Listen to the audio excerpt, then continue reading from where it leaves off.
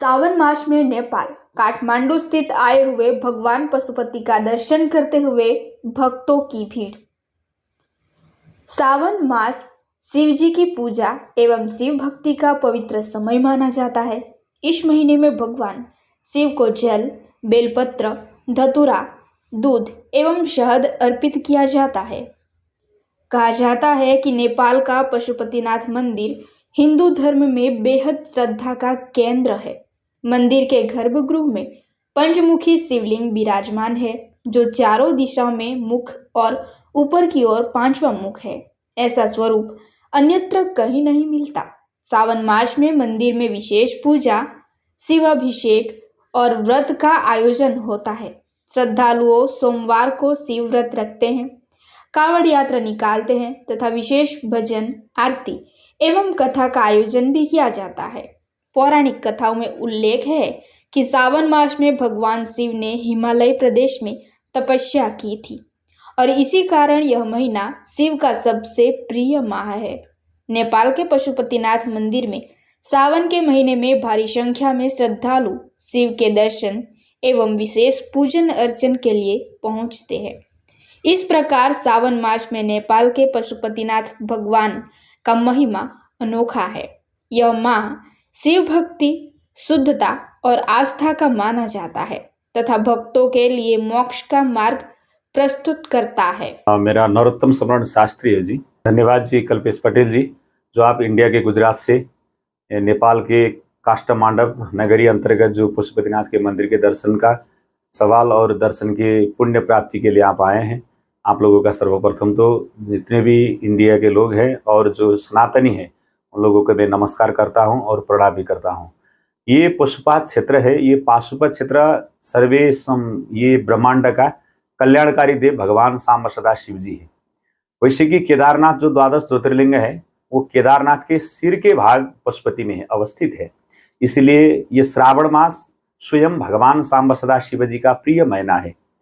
ये मौसम के हिसाब से और जितने भी यहाँ का जो कल्चर है, भगवान परमात्मा स्वयं शिव को शिवलिंग मानकर ये ब्रह्मांडवर जल वर्षा होती है इस टाइम में, और नदी का बहाव बढ़ता है।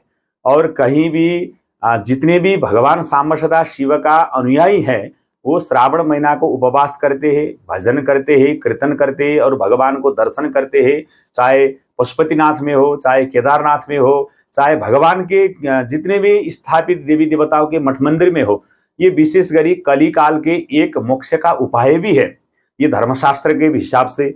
और जो जितने भी यंग लोग हैं उन लोगों के लिए, युवा जनरेशन के लिए भगवान शिव जी एक ऐसे देवता है जो देवादिदेव महादेव है। सभी देवता को उनके हिसाब से चलना पड़ता है। ये देवादिदेव महादेव कली काल के प्रमुख एक देवता माना जाता है। भगवान शिव के परिवार से हम लोग ये संदेश लेना चाहिए कि भगवान शिव के परिवार में शिव के गले में नाग की माला है और शिव वृषभ में बैल में सवार होकर चलता है और गौरी माता पार्वती सिंह पर सवार करती चलती है और कुमार जी का वाहन है मयूर और मोर के साथ वो चलता है। फिर इधर गणेश जी का वाहन है मूषक।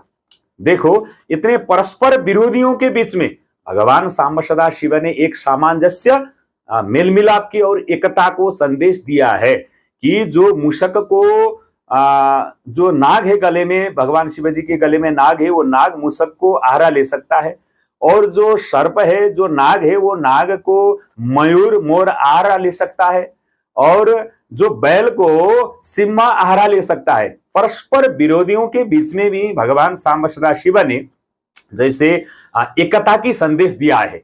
सुनो युवा लोग और मानव जितने भी ओमकार परिवार और वैदिक सनातनी लोग हैं, वो वैदिक सनातनी लोग मिलकर रहे, किसी को झगड़ा, किसी को धार्मिक द्वंद्व और जो एक दूसरे के बीच में वैरभाव ना रखे और सुख शांति समृद्धि के संवाहक भगवान सांब सदा शिव जी को शिव जी के जो सिद्धांत दिया है वो सिद्धांत को अनुसरण कीजिए। और नेपाल, भारत अपितु षण् सर्वे जो उदार चरिता नाम तो वसुधैव कुटुंबकम, संसार में जितने भी लोग हैं वो मिलकर रहना चाहिए। ये धरती किसी एक का नहीं है, ये धरती सबका है, सबका धरती, सबका भगवान मालिक एक ही है। इसीलिए हम मिलकर जाना है। वैदिक सनातनियों का यही उपासना है, यही सिद्धांत है। यही संदेश मैं देना चाहता हूं कि और नेपाल और भारत देश अलग है, लेकिन यहाँ के रीति रिवाज, यहाँ के पर्व, यहाँ के माहौल, यहाँ के त्योहार सब एक है। और जो रोटी बेटी का संबंध है, आज आप गुजरात से आए हैं और हम काष्ठमांडव में हैं, कल हम भी दिल्ली गएंगे और चारों धाम गएंगे, जहीं भी हम गएंगे, एक ही संबंध है। भगवान शिव जी ने यही संदेश दिया है।